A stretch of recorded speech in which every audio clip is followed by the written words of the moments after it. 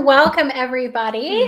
My name is Jenny Alberti, and I am sitting next to Tracy Brown, and we are the co-founders of the Women Writing Intentionally Collective. And we are here today with a very gorgeous guest of ours who is actually a contributor in one of our books inside of the Wounded Woman series. So, Linsey, you're contributing to Betrayed, right? Yeah. I'm so excited to be a part of the group. Yeah. Amazing. Yeah. So we want to talk to you a little bit today and find out who you are, as well as, what called you to contribute. Why are you wanting to be a part of this book and this series in general? And yeah, we'll just kind of go from there. All right. Sounds great. Yeah. Tell us, Linsey, tell us just who you are, who do you help? And what is it that you do? My name is Linsey Moses Smith. I am an intuitive author and artist, and I help people get in touch with their intuition and their divine self, and I help them problem solve. I love to focus on personal development with a focus of spirituality. So I help them through the law of attraction and energy frequency healing and a variety of other tools that I have. I love it. Love it. That's a topic that I could definitely get into. I have dived more and more over the last couple of years into intuition and paying attention, right? Actually paying attention when you get these nudges and you get these feelings and you get these signs. That's where it all starts, is paying attention. Right? That's right. So, actually, would you tell us just a little bit about that? Like you said, pay attention, right? And I personally have noticed that when I pay attention, things kind of start to happen. So maybe just talk just briefly about that. Dive into that for me. Okay, so one of my favorite topics ever, actually. And the awesome thing about tuning into your intuition is the signs and the messages are always there for you. They're coming from your higher self, from your spirit guides.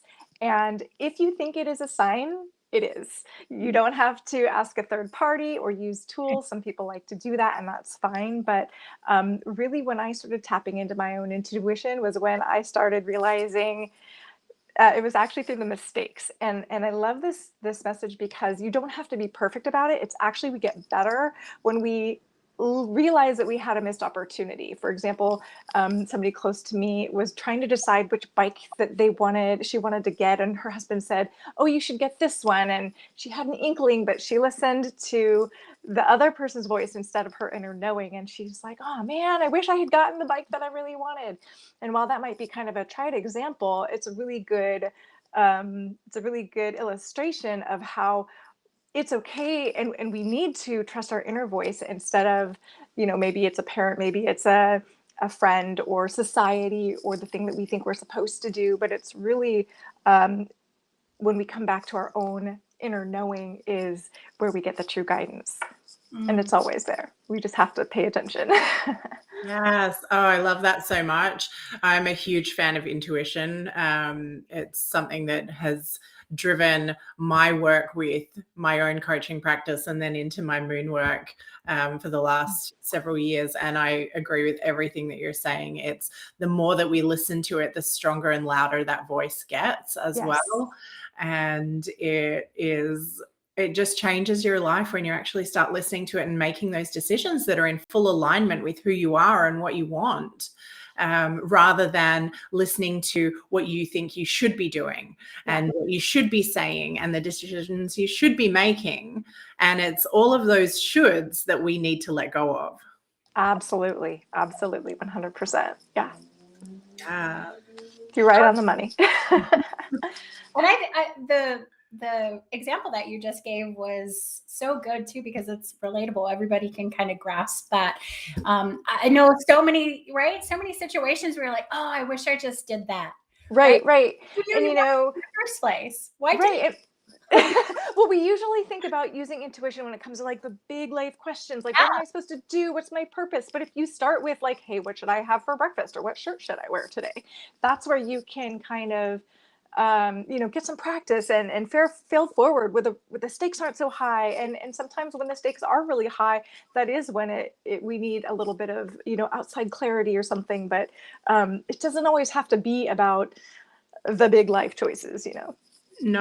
And when it comes to decision making, one of the examples I also really love is like, if you have these two options, if you put them behind your back and you pulled one out in front of you, like, how would you feel about that? Would you be secretly wishing that it was the other one? Yes. And it's that listening to that voice and that message saying, oh, actually, I really wanted the other thing. Or right. Yes, I'm so excited because that's exactly what I was really hoping for. Right. It's the coin toss dilemma. The answer doesn't really come from the coin. It comes from, what was your reaction? What was your reaction to the answer, Yeah. Exactly. So what is it then that called you? What was your intuition telling you? And what made you feel called to contribute to this particular book series, and in particular Betrayed as a title? Well, it was an instant connection when I heard the title and what the book is about. When I heard about sister wounds, I have a literal sister wound. And so I'm still in the process of writing my chapter, and it's one of those, it's not exactly happy conversation, but it is a really relevant and important conversation, because I think a lot of people have family members that their relationship didn't turn out to what they thought it would be, or maybe society tells us that, or paints a picture of how family relationships go. And I think there's more people maybe than we realize that are in a situation where they feel shame, or they feel, sadness is of course really relevant, but maybe that they feel that there's something wrong with them, or they're dysfunctional, or their family's dysfunctional because things went this way.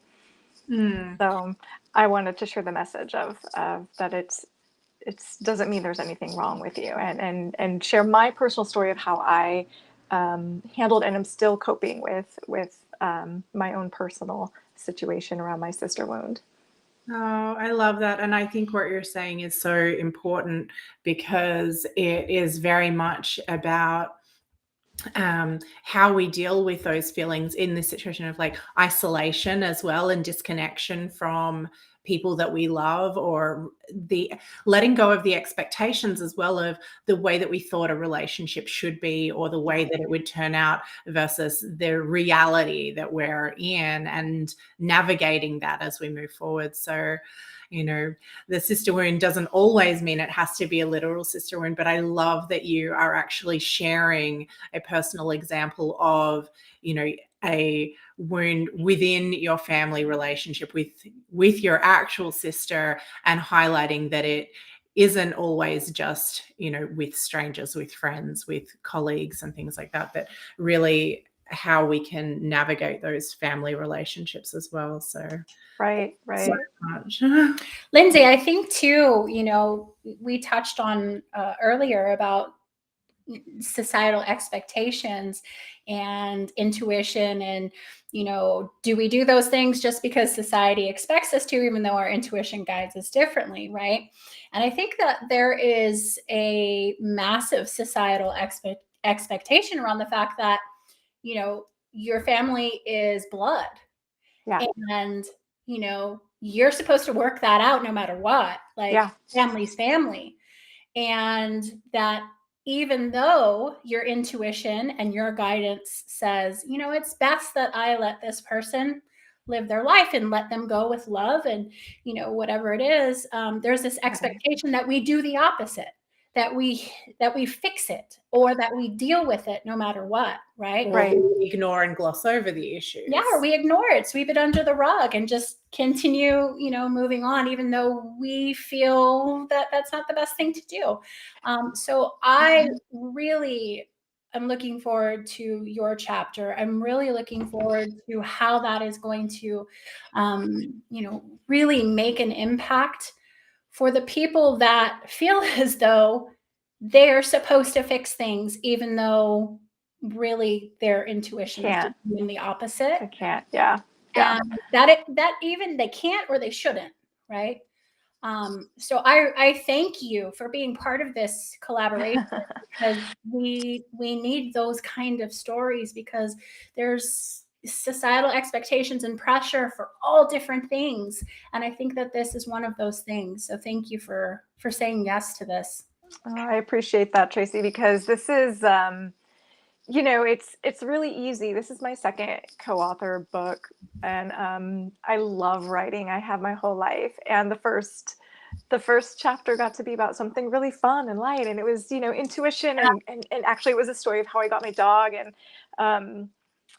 there was some heartbreak there, but it's a lot different. This chapter is so different. Like, let's look at the biggest open wound that I have and just like dig around in it, right? So, thank you for that feedback, because I really do think that there are people that want and maybe need the reassurance that it's okay. Yeah, I agree so much. And yeah, I can't remember who we were talking to, but I said, yeah, not everything that we write or we have to share is all like puppies and rainbows in these books. So sometimes we get to write about that, but there are some things when it takes a special kind of person to be willing to be vulnerable and to share these things. And so some of the people never will, that do have stories that could impact others if they shared it. So, again, thank you for being one of those kinds of people that's willing to step up and be vulnerable and share. Thank you. I'm honored to have the opportunity to do the work. Yes. So yeah, in kind of talking about these chapters and the impact that it's going to create, what is it that you hope that a reader will get from your chapter?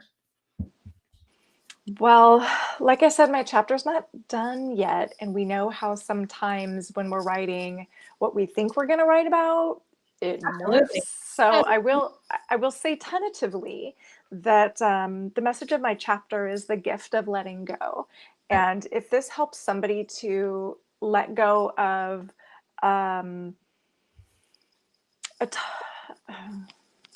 just going to say a toxic relationship, or to step out of victim mode and begin healing, then that's my ultimate hope. There's a lot of different levels, and I hoped that signing up for, I know you guys, some of the chapters are going to be nice and juicy and longer, and some of them are going to be a little bit more succinct. I signed up for a more succinct chapter this time because I thought it would be easier. Maybe now I'm second guessing that, because there's so many levels. It could be, the victim mindset, the gift of letting go so that you can start healing. Those are where I want to focus, but to prevent just rambling, I guess I'll stop there. But well, I also think that I think that there's going to be an impact that maybe I'll call it the mystery impact, because there's so many different ways that these family dynamics can present in any individual's lives. I have some friends and some coworkers and some mentors that I've learned with about these kind of things, and I can see it touching certain people in the right moment in a way that I can't predict. So that's kind of exciting, and I'm just really excited to let put my truth out, and then let spirit take it to wherever it needs to go. Yes. Oh, that's so good. I really love that idea of the mystery impact, and not, I guess, having a preconceived notion of how it should be received by the reader. Right. And, we can absolutely have goals. I think it's wonderful that what you want to do is highlight that how we can shift out of victim mode and how we can start the healing process. But then there is always that room for, as you said, for spirit to show it to the right person at the right time, so that whatever they need to get from that chapter, whatever is going to resonate for them and give them a gift that they need to receive, could be something completely different, and we don't know what that is. So yeah. Having said that, though, what is it that you hope to get out of contributing to this book personally? What is it that Linsey wants to get out of this experience? Well, the first thing that comes to mind when you ask me that is just community. Being in a co-author project is so amazing because it's just like finding your tribe. And so I'm really excited to get to know some of the authors better and to see what they put out into the book and into the world. And that's already beginning because I'm super lucky that I'm local to you guys. So I'm excited. Northern California. Yep. So that's the number one thing. And then I think when we write, there's what I didn't know my first book, but that I did learn was that there's a whole internal upheaval and an internal healing. So when I saw the book and I'm like, "Ooh, I need to write about this," I kind of went like, "Oh, what this is." What's this going to be like? What is this going to open up in me? And and also then after that, what healing may come. I don't have an agenda other than just to express and share, but yeah, just to receive whatever it is that comes through in that writing process will be exciting as well.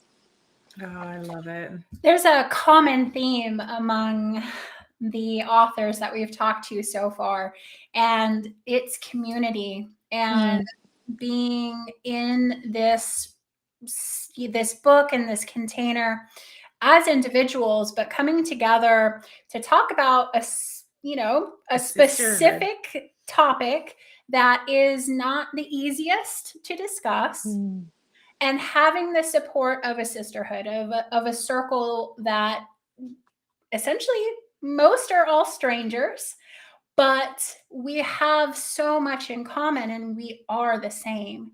And so the community for, Tracy and I is so important in having and building this sisterhood, not only for the book and the launch of the book, but well after.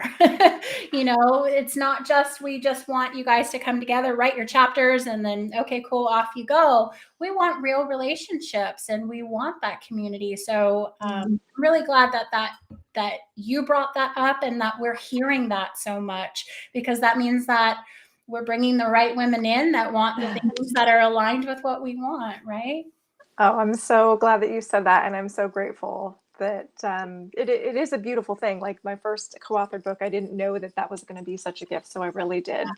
It was like, okay, I'll treat myself to some community, some author community. Yeah. And this might sound kind of silly, but I didn't think about the other authors having a harder time. This being a hard thing for other authors too. I think because mine is a literal sister wound, and I don't feel like mine has a happy ending exactly, even though that's part of what the description of the book is, right? Maybe you can remind me, like, what's the specific wording of it? I think it's transforming into opportunities and abundance. Yeah, right. So I don't necessarily feel like I have that cap on my story, but I assumed other people did. So thanks for the reminder, even if it seems kind of obvious. It didn't occur to me that, like, yeah, we've all been through this hard thing, and that's going to bring us together. So that's really rad. Yeah. And also, Linsey, I think that a lot of us, I think that the word transforming is pretty important because it's a process and not all of us are at the happy ending.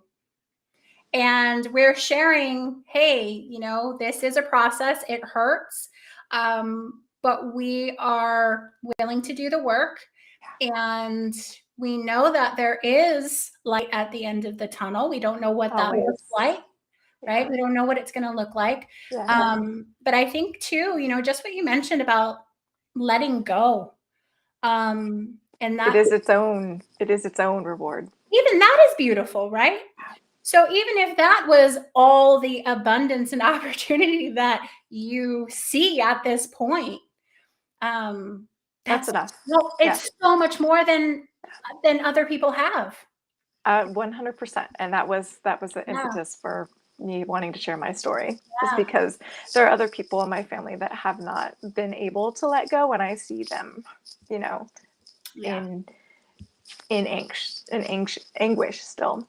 Yes. So yeah, thank you for that perspective. I appreciate it. Yeah. I think following on from what Jenny was just saying, that part of that transforming process is actually like recognizing and being at a place where you can recognize that the world isn't ending, right? Because of this heartbreak. Yes. That there is actually light at the end of the tunnel. And I know Jenny touched on there being light at the end of the tunnel, but in itself, the recognition that there is light and that there can be a happy ending and that this doesn't have to be the thing that broke you and shattered everything and like that's the end of everything. Yes. And it's actually Yes. part of the Yes. transformation. That is actually part of recognizing that there will be a silver lining, even if you don't know how you're going to get there yet. It's just recognizing that there is an opportunity to open new doors and to find abundance and prosperity and happiness and joy and whatever it is, personal growth, when you get to the end of the tunnel, or that there is a possibility of that, is actually part of the transformational journey and is such a big part of the process, because so many people, when they're still in the depths of the heartbreak, can't see that light at the end of the tunnel because everything feels so dark. So even if you're still in the process of unraveling your story and getting to the end of the tunnel, the fact that you even recognize that there is a tunnel is exactly the message that maybe somebody else needs to hear. So I really just want us to honor the fact that you don't have to be at the happy ending so much as just recognizing that there can be a happy ending. And even, I mean, when you're talking about opportunities for transformation and things like that, even just saying yes to sharing your story is recognizing and taking one of the opportunities that presented itself for you to grow. So, you know, I wouldn't write yourself off as not actually being a happy ending yet. I think it's recognizing the decisions and the opportunities along the journey that is really important, not just getting over it, if that makes sense. Yes, you're 1,000,000% on point. Thank you for all of that. I love it. I love it. So, Linsey, tell us about this writing journey and the journey that you'll be participating in as part of one of the contributors. What are you most excited about throughout this writing journey with us in the container? Am I allowed to say community again? Yes, you can. So, absolutely. What aspect? What about that?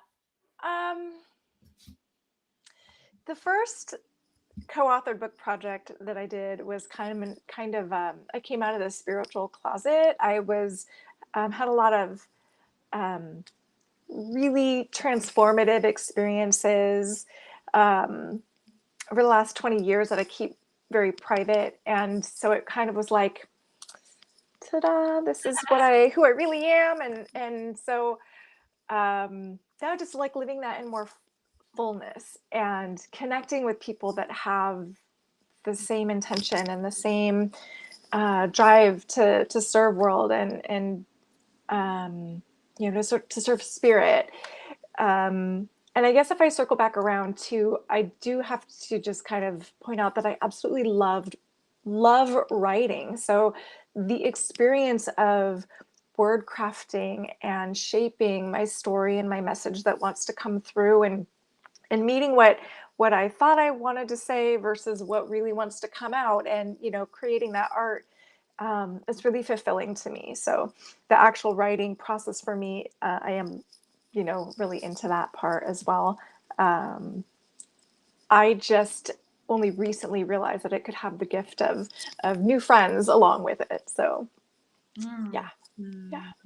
I love that so much when you're talking about the process of word crafting and shaping your story as well, because it is a really exciting part of the process, because it's not even just so much like writing the words down on the page, it's then also having that opportunity to review them and to think, where do I want to dive a little deeper into this story, or how could I maybe word this more succinctly, to use a word that you were saying earlier, like how can I make sure that I'm presenting the best possible version of this story. And that is really exciting. Like, as somebody who loves to write, like that is, for me, also one of the most exciting parts of the process, is not just getting the story out, but actually going and thinking, okay, now what is it that what is the essence of what I want to say? What is the heart of this chapter? What is the heart of the story? And am I really nailing that message in the most articulate and evocative way? So I love that that's one of the things you're excited about. The tweaking, the tinkering, it's fun. I love the magic of language. I love the nuances of words, and so it's exciting to dive in. Oh my goodness. Linsey, just a bonus question. Okay. You mentioned that you enjoy writing, and that you have enjoyed writing for quite some time. And you have been in one other multi-author collaboration book, right? Yes. So prior to that, did you ever think that you would be a published author? I was actually published when I was 8 years old, truth be told. So I literally I was obsessed with books when I was a young girl, and I literally wanted to be an author as soon as I learned what the word meant. What's an author? Oh, it's somebody that writes books. I want to do that. So my whole life has been like, well, I'll be an author someday, maybe. And I don't know, what grade are you when you're in eighth? When you're 8 years old, second grade, I think, in America.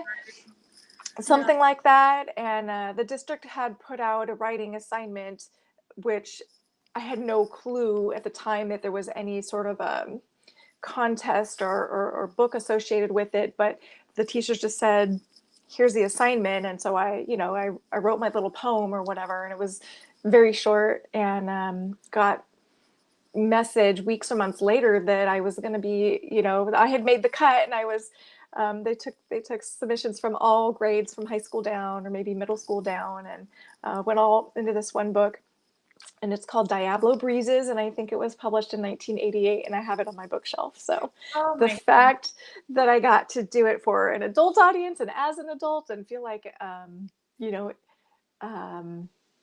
I knew what I was getting into, I knew what I was doing, made it feel like it was the adult version, like it was a real deal. So yeah, it's been a dream come true. I am so glad I asked that question. I don't know otherwise that you would have just offered that information up.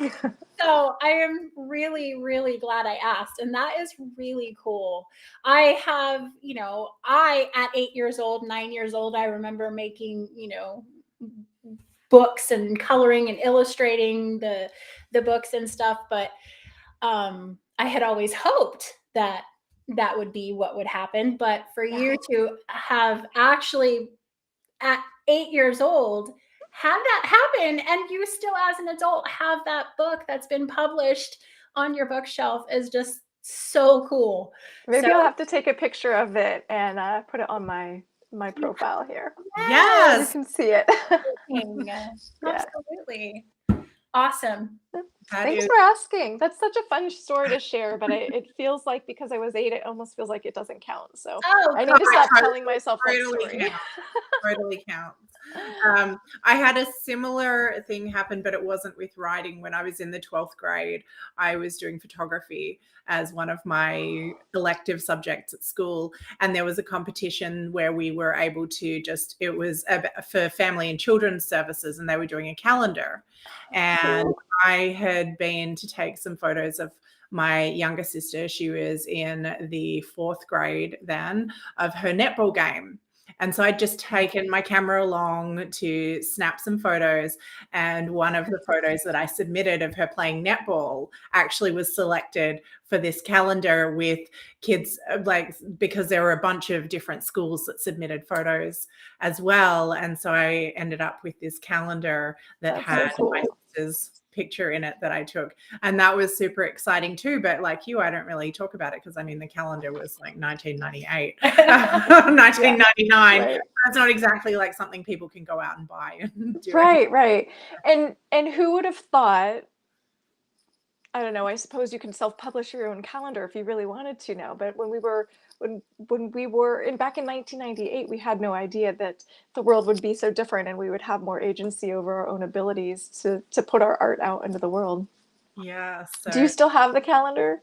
I, for very many years I did. I'm pretty sure I still have one copy. I used to have multiple. That's cool. copies. I'm pretty sure I still have one copy, but when we relocated overseas, I honestly couldn't tell you where it is, but I'm pretty sure that there is at least one copy that still exists, or at least my parents probably have a copy, because let's face it, your parents keep things for forever, right? Yes, they do. Well, I will post my book, and if you ever find your calendar, I want to see it online. It's a deal. I'll go hunting. So, Linsey, if anybody has resonated with your story or really loves what you were saying earlier about your coaching practices and connecting with their intuition or whatever, and they'd like to reach out and touch base with you, where and how can they find you online? I am on Facebook and I am on Instagram, Linsey Moses Smith. My name has some interesting spelling, so I'll spell it Lin as in Nancy, S as in Sam, EY, Moses Smith, just as it sounds. Yeah. Perfect. Okay, so if anybody does want to reach out and connect with Linsey, you can find her on Instagram and Facebook at Linsey Moses Smith. Obviously, you can find the spelling of Linsey's name in the captions of this video. So if you have any trouble with trying to spell Linsey, there's a million spellings. Yeah. Just check the captions, it'll be fine. Thank you so much for spending time chatting with us today, Linsey. Thank you. This has been great. Wonderful to connect with you again and hear your stories. And I look forward to going hunting for your book. I can't wait to continue down this journey on the betrayed path. It's so exciting to be a part of this group. We're absolutely thrilled to have you. Yeah. So thanks to everyone who has joined us today. I know we've had a couple of people watching, so we do appreciate you all for being with us today. And we will catch you guys again sometime soon. Yeah.